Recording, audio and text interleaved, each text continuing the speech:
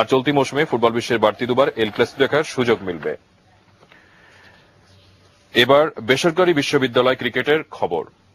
ULAB fair play টি-20 cricket কাপের ফাইনালে লড়বে স্ট্যামফোর্ড আর স্টেট ইউনিভার্সিটি। প্রথম সেমিফাইনালে ইউল্যাবকে 10 রানে হারায় স্ট্যামফোর্ড, আর দ্বিতীয় সেমিতে নর্থ সাউথ ইউনিভার্সিটিকে 26 রানে হারায় স্টেট ইউনিভার্সিটি। প্রতিযোগিতার মিডিয়া পার্টনার এটিএন নিউজ।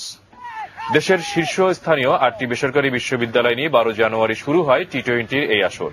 প্রথম সেমিফাইনালে স্বাগতিক ইউল্যাবের বিপক্ষে ব্যাট করতে নামে স্ট্যামফোর্ড ইউনিভার্সিটি। সাইদের 40 আর লিটনের 21 রানের সুবাদে 20 ওভারে 117 রানের পুঁজি পায় তারা। জবাবে হাসানের 34 আর ইফতির 27 ছাড়া আর কেউ বলার মতো স্কোর করতে ব্যর্থ হলে হার মানে স্বাগতিক ইউল্যাব। লিটন এবং বাপ্পি নেন 3টি করে উইকেট। শনিবার মোহাম্মদপুরের বিশ্ববিদ্যালয়ের স্থায়ী মাঠে অনুষ্ঠিত হবে প্রতিযোগিতার ফাইনাল। টেনিস প্রসঙ্গ। অস্ট্রেলিয়ান